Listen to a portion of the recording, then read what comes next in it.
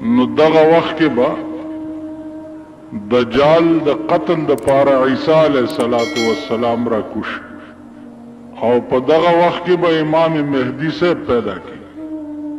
علما وایي چې د منځ وخت څه وخت کې راشي نو امام مهدی سے به عیسی علیہ السلام ته وایي چې ته مخکې امامت وکړه. نو عیسی علیہ السلام به د مخکې امامت نه انکار وکړي او امام مهدی ته به وایي چې زه د هغه شریعت پیغمبر ما چې هغه اوس منسوخ شوی دی او ته د هغه شریعت امام چې کوم فی الحال رایج دی چې هغه شریعت محمدی دی صلی الله علیه وسلم. عزیزانو دا ټوله مسله چې څه وخت کې طے شي نو دغه وخت کې به حساب کتاب کیږي په شام کې. دا الله تعالی د حساب پای تخت چې کوم دی هغه به په شام کې لګېدلی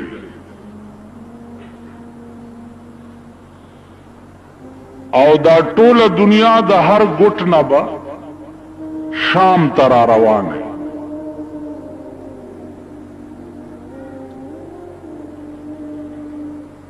په دغه وخت کې به هر شی خپل دفاعین بهر کوي.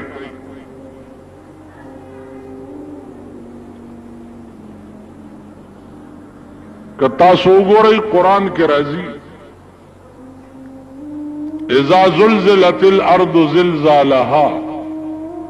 واخرجت الارض اثقالها وقال الانسان ما لها واخرجت الارض اثقالها. دا ځمکه چې دا بخپل دفاعین ټول بهر راوغورځي او ځان به صفا کی. ځمکه کې چې صد دفاعین دي دا څومره بنی آدم چې پکې خښ شوي دي یا نور هر اشیاء چې پکې ده دا به ټول بار راوغورځي.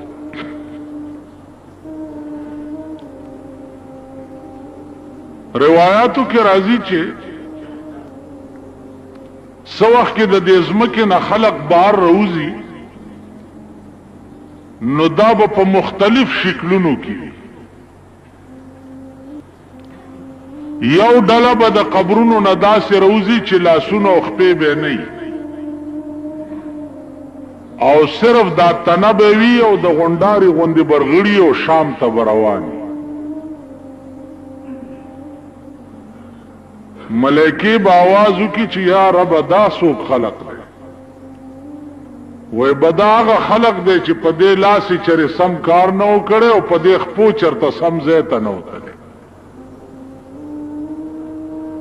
نو دا قسمه خلق چې دي دا به د قبرونو نه په دې حالت کې راپاسي.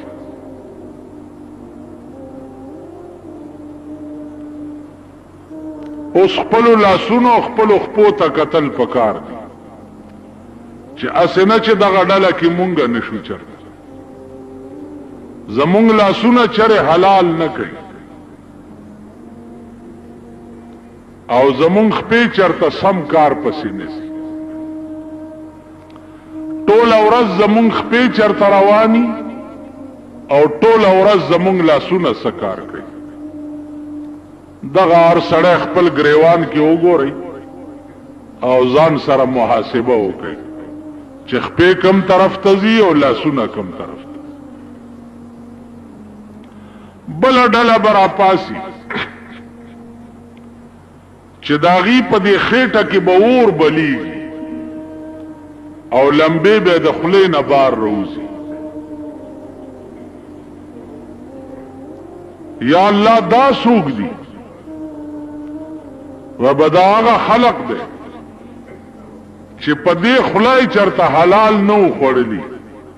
او دې خېټې ته حلال نه و تلي. د شپه او ورځ خوراک په دې خوله او په دې خېټه کې حرام.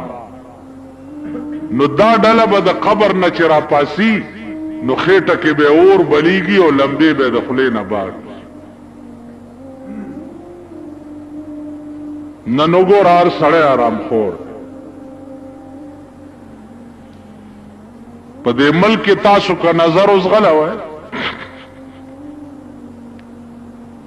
نو علال خواره به درته هغه خلق هم ښکاره نشي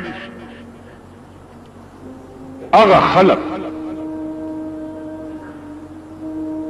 چا 15 زره تسبیح ورسره او په خلوتونو کې ناست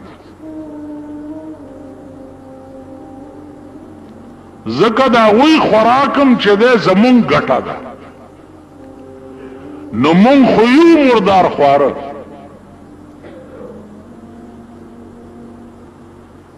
د شرابو تجارت مون کو اغوی لاغه پیسې په شکرانه کې ورکو د هیروین او د پودرو تجارت مونږه کو اغوی لاغه پیسې په نظرانه کې ورکو غلا او ډاکه مونږه کو اغوی لاغه پیسې په زکات کې او په شکرانه کې ورکو نو علال خواره هغه خلق هم نه په جمعتونو کې چې کوم حضرات ناس دي د دې خلقو خوراکم ستاسو ګټه ده نو ځان ته وګوره ستاسو ګټه د دوی خوراک ده او ستاسو ګټه یقیني حرامه ده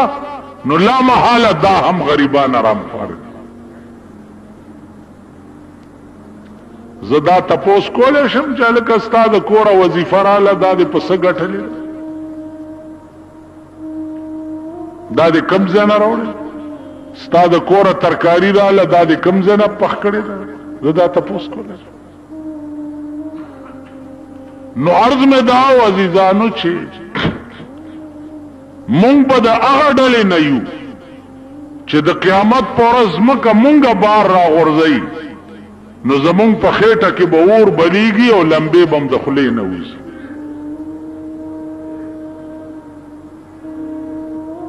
بل ډله برا پاسي چې هغه به د خنزیر په شکل کې وي خنزیران به خخکړي به بنی آدم وي او راپا بسی د خنزیر په شکل کې یا الله داسو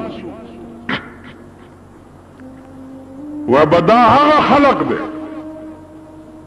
چې د دنیا د کار د پاره به منځ نه کول د دنیا په کار کې به شپه ورځ نه نوته او د منځ ټیم به چراغه نو منځ به نه کولو نو چې کم خلق د دنیا پر روزگار کې منځ قضا کوي دا خلق به په قیامت کې د خنزیر په شکل کې د قبر نه راپاسي نظر اوس غلوي په دې ټول ملک نظر واچوي چې د دې قماش خلق به څومره راپاسي د قبرونو نه چا به د خنزیر په شکل کې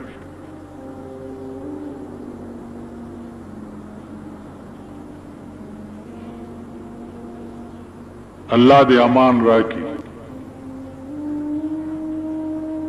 بل ډله برا پاسي چې دا شونډې به په دې سینه پرتی او دا جبه به په دې ګوډو لګي او دا غاخونه به د غوی د خکرونو نه زیات لوی وي په داسې خبيث او داسې مردار شکل کې به د قبر نه بل ډله را پاسي یا الله دا سوق دي و بدا هغه خلق دي چې په دې خله به دو مسلمانان جنگول په دې خله د چرته د سړی توپ خبره نه وکړي بل به کوه په دې خله کنستو دو به په جنگول دو به په جنگ کړو د به تماشا کوله نو دې خله ټوله زندګۍ کې د شیطان ډیوټي کړې ده نو دا دې داسې په پلیت شکل کې ځکه د قبر نه راپاس بیا نظر اوس غلوای تاسو چې زمون خله ټوله ورځ څه کارونه کوي دو جنگول خو زمونږ د ګس لاس کار دی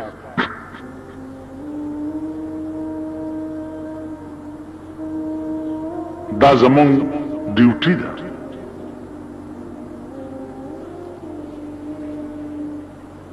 نو دا قسم خلق بم په قیامت کې د قبر نه راپاسي عزیزانو یو بل ډله به راپاسي چې د هغې ډلې مخې ته به بورډ لګېدلی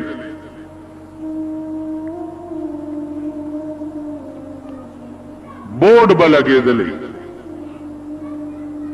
او په بورډ د پاسه به لیکلي وي چې دا د زناکارو ډله ده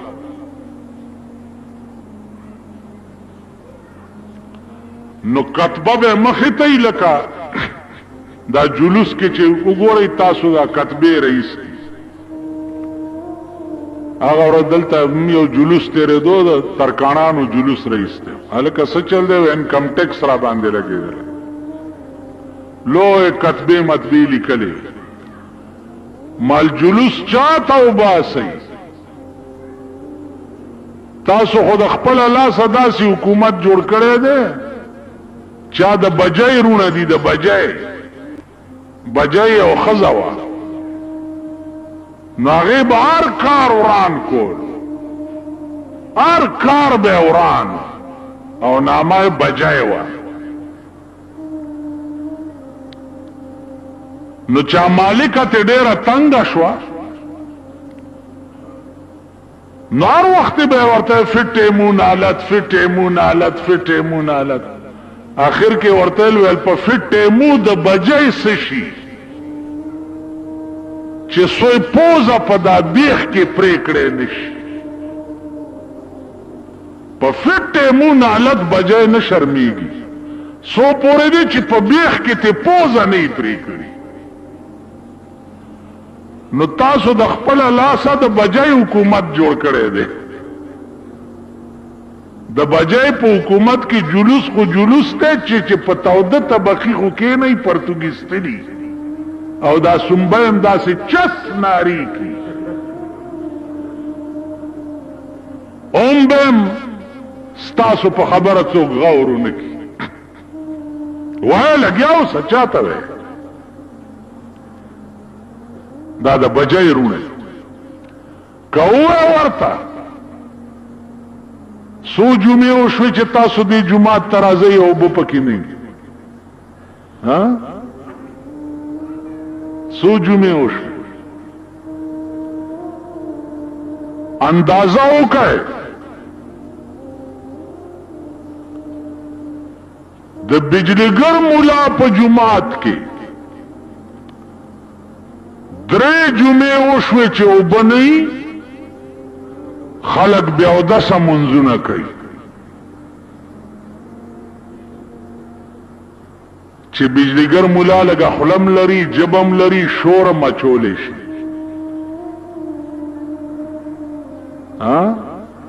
نو چې د ما جمعات سره دال دی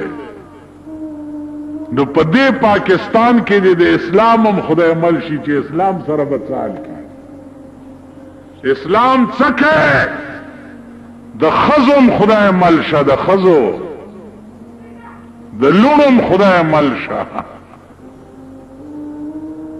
کپرانا ورځ ستاسو لونو په بل لاس وا نه چولو او درته و نه وی چې پلاره کړتو نه کې زمونږ باچهی ده نو دا ګیره به درته بیا په متیازو کړو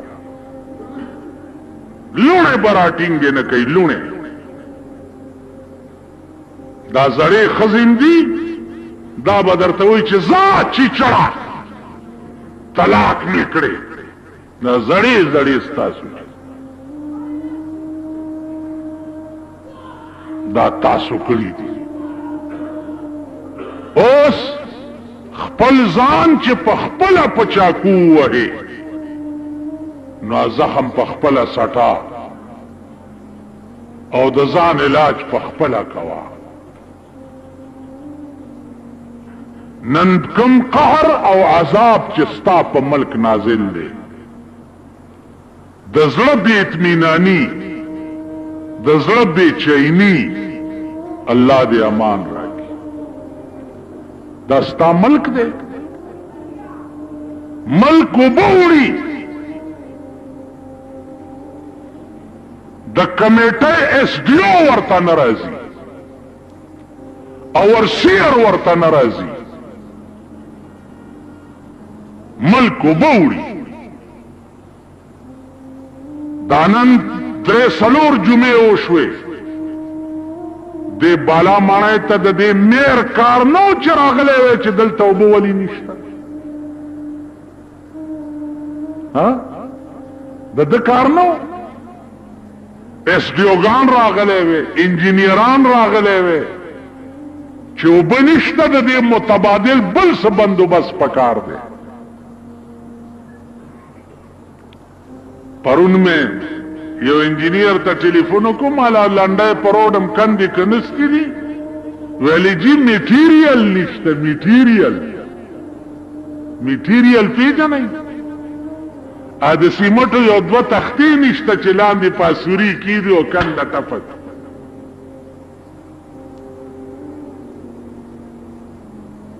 تختی نشتا نو ډېرې خیری ما نورې کندې پکې وکړئ چې ټانګه کې تېرېږي او خړچ شي دا پل مات شي. مونږ څه کار دی؟ مونږ وایو اشنا له پند ورکا او چې پند نه وي د شګې پنډ ور په سر که چې ورمېږي مات شي. اشنا له پند ورکا او چې پند نه وي د شګې پنډ ور په سر. یو سړی کار نه کوي. یو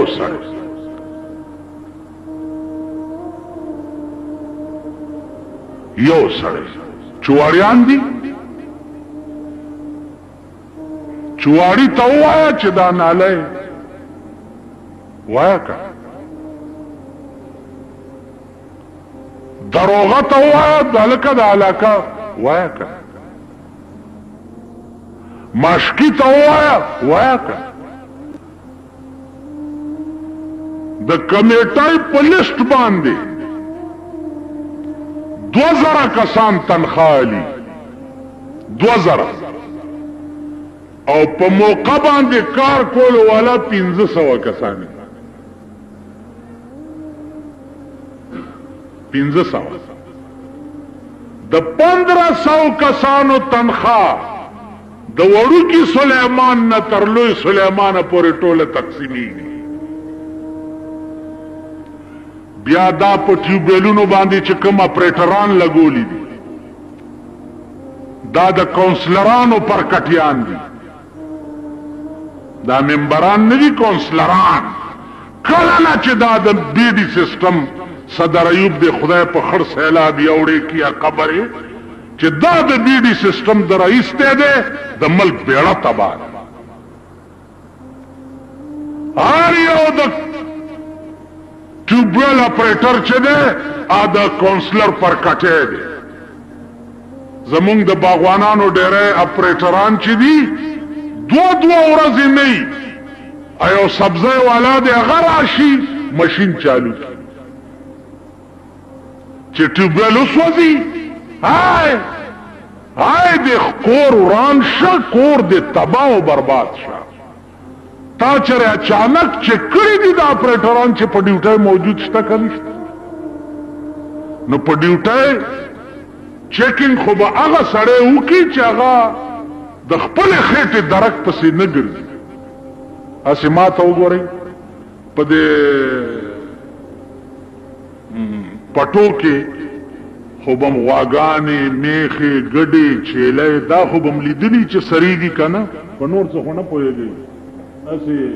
ماکوان غوندې یئ په خبره پوهېږئ نه دومره خو هم لیدلي چې په دې پټي کې ګډې غواګانې میخې چیلې دا سریږي نو چې دوی په دې غیا خوله ورښکته کړي نو د خپلې خېټې په غم کې که بلې چیلې ته وایي چې راشه ته م وخوره لږه یعنی یو څاروی بل څاروي ته وایي چې راشه ته م لږه وخوره دومره خو پوهېږئ نو دا د ګډې او د چیلې بچي دي دوی چې دفترو ته راشي نو خپل خور کې سپېږمې دننه کړي چې ځان له مې څه پیدا کړی نو هغه ټیوبویل به چک کوي او وختي راته یو سړی وایي جي فیر برګېډ ته ټلیفون وکړه چې لاری راشي مال زما څه کار دی ما څه کار دی چې زه ورته ټلیفون کوم دا د هغوی فرض نه دی چې دې علاقه کې اوبه نشته ښځې د شپې تر 2 بجو پورې اوبه ډکوي زما څه کار دی دا خو به هله کېږي چې خدای زور او قوت لاس کې سړي ته ورکي او ورشي کمیټۍ ته او دا غټ غټ راوباسي راوی باسي او د سرمنې خمچین در سره او دې غوږونو ته ورته ونیسي چې ودرېږه دا غوږونه پې دومره وپړسئ چې ته دې دپاره چې ته به ناست دې د تارپیټو غوندې صرف په دفتر کې ته به علاقه نه چک هر علاقه کټکولیان وګورئ برتی کړي دي کټکولیان دا غریبان ما ته ګورئ ما ته اوس یې اوبه راوړې ورشي که د چاودس نه نه شرمېدلی ملک ګورئ کېنئ څه ویرېدئ خدای مو واله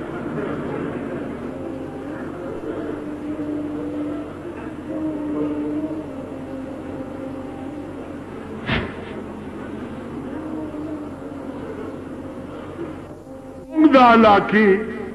ویاڼی دا ډکي اوبه په کورونو وراوړي هلکه دا ویاڼی دغه کوي ورشي اسې داسې بیلچه کې یې راولي او په دې غاړه یې کېږي هغه بیا سوکوړي نه چې کېږي چې وچي بیا ویاڼی ته ورورغړي بیا واوره کټکولیان برتی دي تنخوا یې اخیستی کېږي او په موقع کټکولي شته نه ټول ملک داسې فراډ او دوکه ده ټول ملک نو زما عزیزانو دا ملک به څه راټینګېږي دا ملک به څه ټینګېږي چې کوم ملک کې د بېایمانۍ او د منافقت او د غدارۍ دا عالمي هغه ملک به څه راټینګېږي ملک خو به هغه راټینګېږي چې هر سړی په ایماندارۍ خپله ډیوټي وکړي هر سړی په ایماندارۍ خپل کار وکړي مونږ کې ایمانداري نشته بله ورځ راته چا وی چې مولانا صاحب ایمانداري د ملک نه والوته دا مولیان پاتې دي دغه د خدای ژوندي لري مال دغو له د خدای د ټولو نه مخکې مرض راوړي د قیامت د ورځې بیان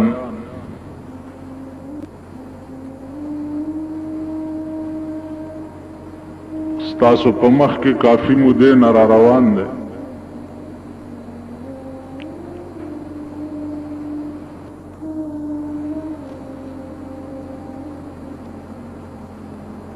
سحر رانه یو سړي تپوس کړی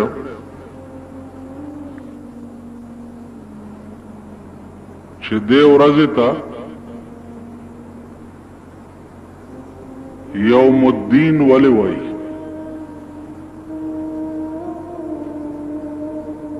یوم په عربي کې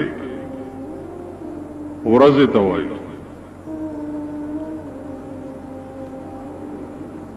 او دین چې ده په عربي کې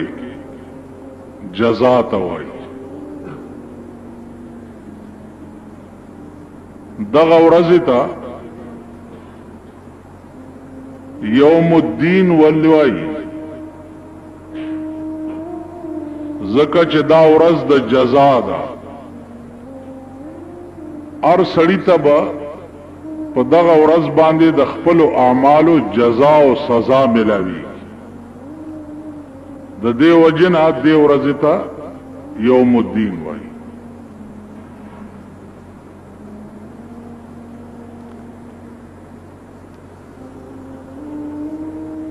عزیزانو بلا خبره باس نن پکې دا ده چې په دغه ورځ باندې به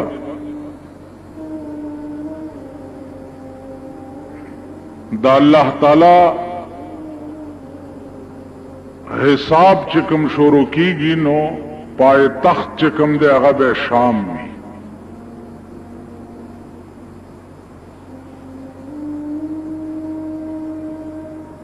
مخلوق به ولاړی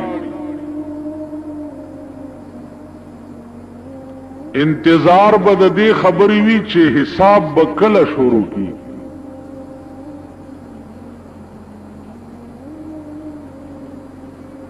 په دې انتظار کې بل لکونه کال تیر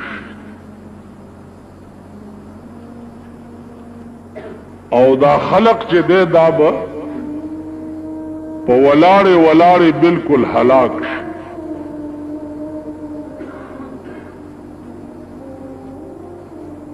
تقاضا به داو کی چې یا الله حساب شروع کول پکار دی که زمونږ فیصله د جهنم ویم چې جهنم ته لاړ شو خو چې اوس حساب شروع شي او د دې میدان نه لري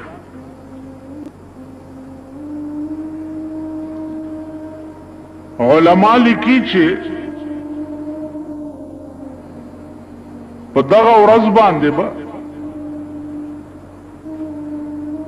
د الله د قهر او د غضب انتها وي الله به په دغه ورځ باندې داسې په قهر وي چې نه به چرته وړاندې داسې په قهر شوی او نه به بیا په قهر شي الله دې امان را دا ټوله دنیا برا ټوله شي او آدم علیہ السلام تبورش ورتبوي چې ته د ځمکې د پاسه اول پیغمبر وي راشه زمونږ شپارس وکا او الله ته ووایه چې حساب شروع شي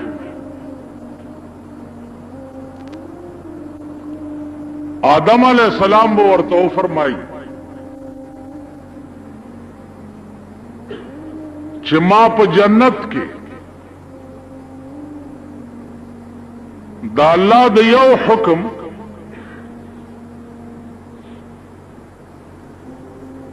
عدولی کړو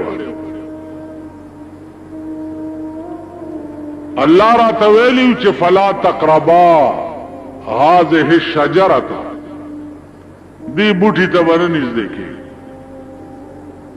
او زنږدې شو نو هغه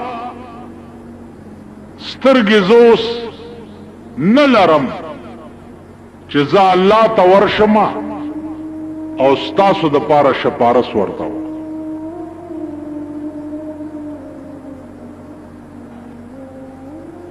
دې ته ښه سوچ کوئ چې اول الناس آدم علیہ الصلوۃ والسلام غوندې پیغمبر د 1,40,000 پیغمبرانو پلار په جنت کې اوسیدونکي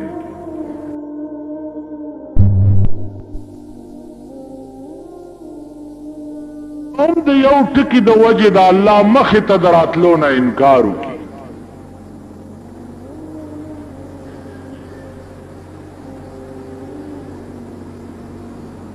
نن ستا په ملک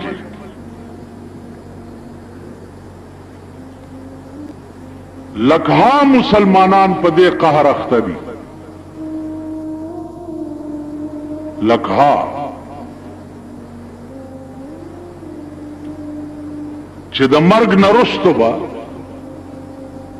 زما دا پیر چې دی دا ما جنت ته بوځي او زما د پاره به خدای سره جګړه کوي او ما به پې بخي لکه مسلمانانو دا عقیده ده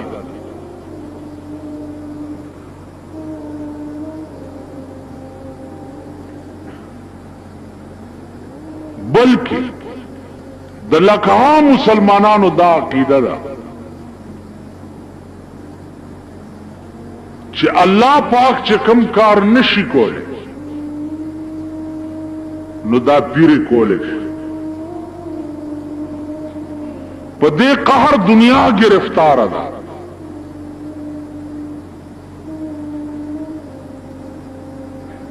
یو عجیبه درته وایم د دې خلقو په مجلسونو کې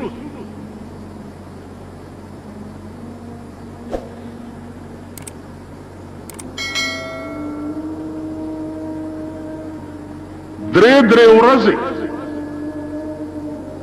دمې ګډي نامای په د اورس خي چې دا د زیارت اورس ته نو درې ورځې په هغه زیارت باندې دمې ګډي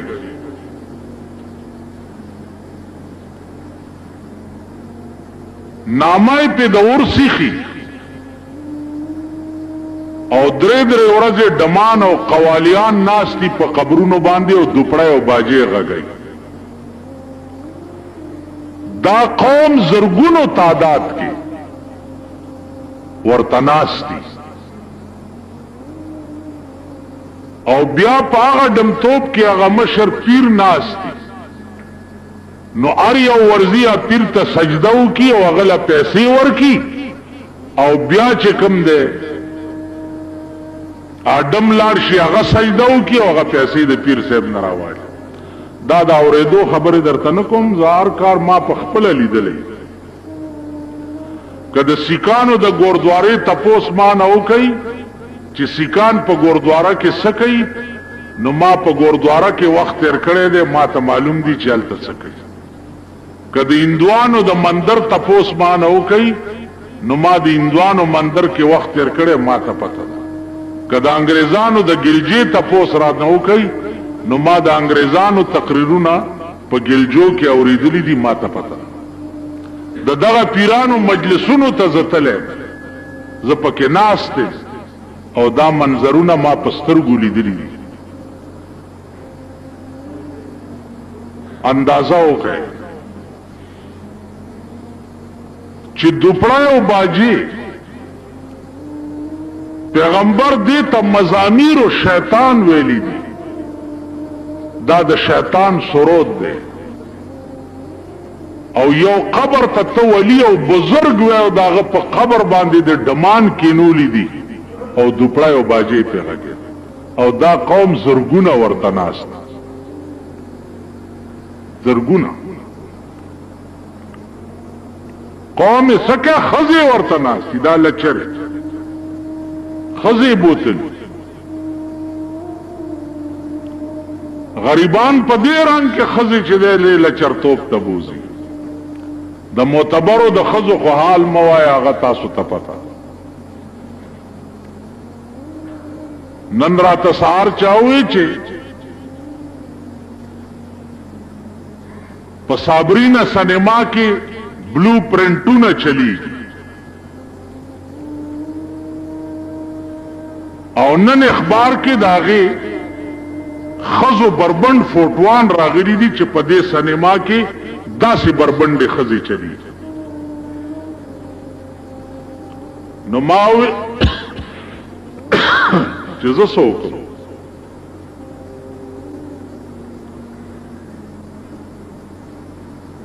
ما زه څوک دا زما کار دی زه خو به تقریر کې وایم د مور مړو پلار مړو ته بیا زما تقریر کده سی ای ډی پر ریکارډ باندې راشي او د دې حکومت خلکو ته هغه کاپی لاړ شي، نو دې حکومت کې داسې سړی شته چې فوراً په باندې ایکشن والی او په خپله د یو عوامي سړي په شکل کې سینما ته لاړ شي او پکې کینی او وی ګوري او فوراً هغه سینما سیل کی، سیل نه بلډوزر ورته راولي او پیاواری کی. که دا ملک چرته د سړو د زامنو ملک وی او په دې ملک چرته د انسانیت حکومت وی، نو بیا خو اسانه خبره. څوک ماته وایي چې تاسو هم د پیپل پارټۍ سره مرګري یې او د پیپل پارټۍ حکومت ته په دې ملک باندې معلوم ور سره ځکه مرګري وجه درته وایي. ما په بجلیګر کې د جمعې مونځ کولو، هغه افسرانو وی چې دلته مونږ دا مونځ بندو، دا سرکاري ځای دی او د بار خلق دې ځای ته راځي، مال مونځ به څنګه بند دی؟ بجلیګر خلکو ته مې وی چې څنګه چل کوئ، ویلې ځان پې وجنو. لکه استاسو ته جماعت کې زه وایم چې څنګه چل کوئ او تاسو چې ځان پې وجنو، وجنئ پې نه نه ټول وای. اوس هم د دې ګیټ نه بار وباسم او په دې سړک درته یو پولیس غارت راځي چې هغې سره کوته کی وي. که ستاسو لارې معلومې شوې چې په کومه لاره منډې کړې نو زما په دا مخ تو کوي. ما ستاسو په هر رنګ تماشې کړي دي، په هر رنګ. دغسې یو ځل راته په جلوس کې ووې ویل مولانا صاحب ورځو په دې ګورنمنټ هاوس، ماله لکه ساړه خورئ. ویلې نه، خو چې په دې پل وروختو او دا د پولیس ډنډې او د انسو ګیس دا ټوپکې ولیدې، ما تا مرګرو وی چې ټینګې ګمه دی پولیس سره ډېر لږ رستو وګوره چې رستو مې کته یې څوک هم نه. نو اسې هم تاسو دا شیخان میخان یې، تاسو به د خپلې منډې په دغه کوڅه وګورئ، لارې به درنه غلطي. ما په هر رنګ په دې قوم تجربه کړې، په هر رنګ. نو ما ته وی چې نه څنګه به بندوي رانه. ما هغه جرنیل ته ویلې چې نه به بندو. ویل نه بندوئ، مال نه. ویل سبا به زه راځم. سبا لراله د بجلیګر څلور نیم سوه کسان ولاړو او جرنیل سره داسې لخته وه په لاس کې او په وردی کې لخته داسې وخوځوله. ویلې جو لوگ کہتے ہیں کہ یہاں نماز نہیں ہونا چاہیے وہ ادھر ہو جائے اور جو کہتے ہیں کہ ہونا چاہیے وہ ادھر ہو جائے. او بار فوجی غارت ودروله او چې ټول خلکو د فوجي غارت ته وکړه ټول دی فودره چې نه دی کېده پکار. زه یوازې ولاړ پاتې شم. جرنیل مال لخته وخوځوله، ویل مولانا صاحب ابھی التزر عالم ماغی سره ودرېدم. مال ابھی میں بھی کہتا ہوں کہ نہیں ہونا چاہیے. کیوں کہ بغیرت قوم کا امام کبھی غیرتی نہیں ہو سکتا. دا بغیرت قوم امام غیرتی نشی کے دے. تاسو خیال را نو خبر دادا چې مونږ هم د دې قوم ملیان یو. زویم کدا خزه تاسو منتخب کړي دا او مشره کړي دا پوه شوي. مونږ هم که نور سنی تعویز ماویز لا او دم مملا ورمرګري چې ډېره ښه ده چې دې قوم منلې ده. بلا تور ورپسې که جوماتونو کې اوبه نه وي او که بجلي بند دي او که بمبې ماتي، ډېره ښه ده. خدای پاک نور دا قوم در په در سم کار دی. هیله خوند کړی دی، خوند یو را منډې وي جی ټیکس را ډېر شکر تاک وی اشنا له پند ورکا چې پند نه د شګې پند ور په سر کا چې ورمیږي مات شي. تاسو به وګورئ په پاکستان چې په کوم رنگ کې عذابونه او قهرونه به په نازلېږي، رنگ به درته خیر. زه خو اوس عمرم تیر دی، مړ به یم یا به ژوندی ما، خو درته به یې وښیم او د قبر نه به آواز نشم کولی چې مزه یې وه. بیا دا هم درته وایم چې دا مه وایئ چې مونږ خو پلانی غلط کار نه دی کړی. دا الله قهر او عذاب چې راشي په دې بالا ماڼۍ چې سیلاب راشي نو سیلاب دا آواز کوي چې دا جماعت ته ما وړه، دا آواز کوي جماعت د ټولو نه مخکې ورانه. د موسی علیہ السلام په قوم چې عذاب راغی ځوانان پکې بیزوګان شو او سپینګری پکې د خنزیر په شکل شو. کونو قردتن خاسئین چې خیره وکړه موسی علیہ السلام خپل قوم ته، کونو قردتن خاسئین، ځوانان بیزوګان شو او سپینګری پکې د خنزیر په شکل شو. موسی علیہ السلام ویل چې یا الله دا سپینګری خو دی خو غلط کار نه وکړي، ویلی دوی دی غلط تکتاو منی کولی نه، دوی ورته کتو. نو چې عذاب راشي مولا او سپینګری او میا او باچا به پکې نه ګوري، ټول به د مخه بس.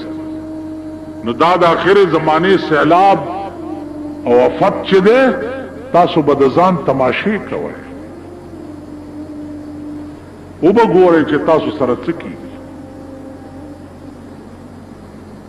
نو عرض میں داو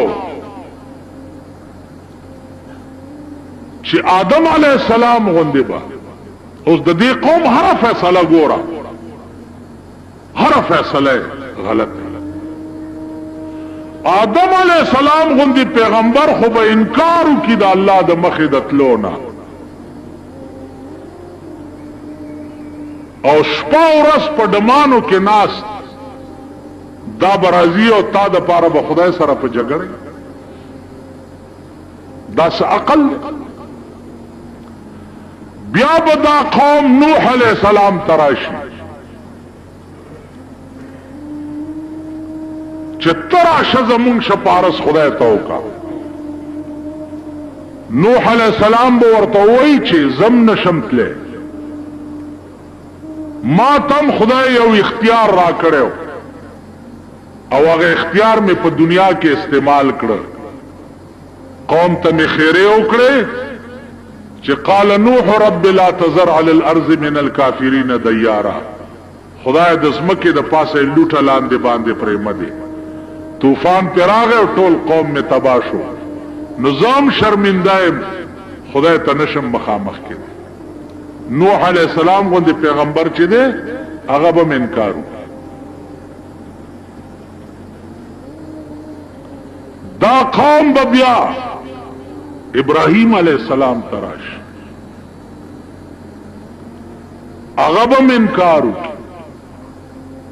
موسی علیہ السلام د ټولو پیغمبرانو باندې به دا قوم وګرځي او ټول پیغمبران چې دی هغه به انکار وکړي د الله د مخې د تلو. آخری کے بدا قوم راشی جناب محمد رسول اللہ صلی اللہ علیہ وسلم. یو حدیث ہے حضور علیہ الصلوۃ والسلام فرمایلی دی چې هر یو پیغمبر ته الله پاک څخه خصوصی اختیارات ورکړیو چې دا دعا چې تا دعا یا خیرات چې تکلو کې فوراً بقبلی. پیغمبر علیہ السلام فرمایل چې ټول پیغمبرانو خپل اختیارات په دنیا کې ختم کړل. مال چې الله کوم اختیار را کړی دی هغه می پټ ساتلې ده او د قیامت په ورځ به روبا سم او خدای ته به پیش چې یا الله خصوصي اختیار چې تا ما ترا کړو ما په دنیا کې نه ده استعمال کړي اوسه درته وایم. الله به وی وای څه وای وی بداویم چې زما امت ته د جهنم نه نجات ورکا. نو حضور علیہ السلام ورته چې داو فرمایي نو الله به ورته وی چې ته په ګوتا کړه او زه به جنت ته لېږم. تاسو خیال راغلی. نو عزیزانو عرض می داو چې په دغه وخت کې به بیا قوم ټول د مایوستیا نه بعد آخر الامر جناب رسول الله صلی الله علیه وسلم ترز نو چې حساب شروع شي نو په دغه وخت کې به وزن د اعمالو کی اعمال بتللې کی. اوس دا لوی باس ته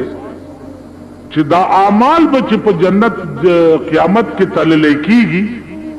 دا اعمال به په څه شکل کې وي او تللې کیږي به په څه شکل دا د چې دننه نواتو نو د عین اعلان دی اخپداسي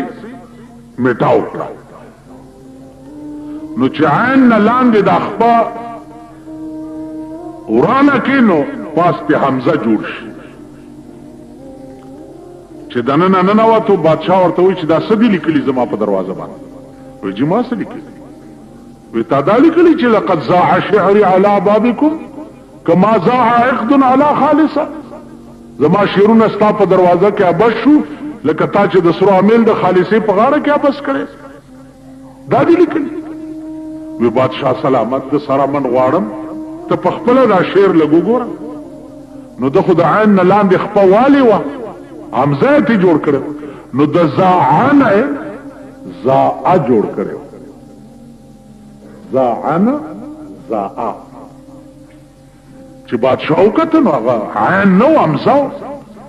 نو معنی دا شو چې لقد زاء شعري على بابكم په تحقیق سره خوند وکړو زما شیرونو ستا په دروازه کې کما زاء عقد على خالصه لکه خوندو کو امیل د سرو زرو د خالصې په غاړه کې. بادشاہ ورکړي 10,000 روپے دل انعام. تاسو خیال راغلی عقل دې حد ته رسېدلی. عین بو یا لاندې خپه به والا زاع معنا ضایع کېدل فضول کېدل زاع حمزه به ته جوړ کو خوان کېدل دی. یو بادشاہ دی عقل دی بادشاہ دی مئے والا چارہ ہو مئے چې مئے والا راوړو نو څه چل دی لکه جی دا تحفه مې راوړې ورکې لکه 15,000 روپے بادشاہ له تحفه راوړې. خزه ورته وی چې خدای دې ورکړه چې ته 15,000 روپے په یو مئی ورکې ته خو به د خزانه بیړه تباہ کی. یو مئی راوړو ته 15,000 روپے نام ورک. بادشاہ حکم کو چې دا سړی را واپس کې دا میانو والا څنګه دې واپس الو دا پیسې. خزه ورته ویلې چې تی پښتنه او کدي مېګر نه چې دا مې نر دې کا خزله کدو ویلې چې نر دې نو مونږ وایو چې مونږ ته خزه مې په کارو 15,000 روپے واپس او کدو ویلې چې خزه ده نو مونږ وایو چې مونږ ته نر مې په کارو 15,000 روپے واپس بس په دې چل به 1 روپے واپس وان. بادشاہ ول ډېر خلا چا سړی را واپس کو هغه ورته چې الکه دا ستا مې نرو که خزه وا ویجی دا زما مې چې دا نرو نه خزه وا دا نر خزه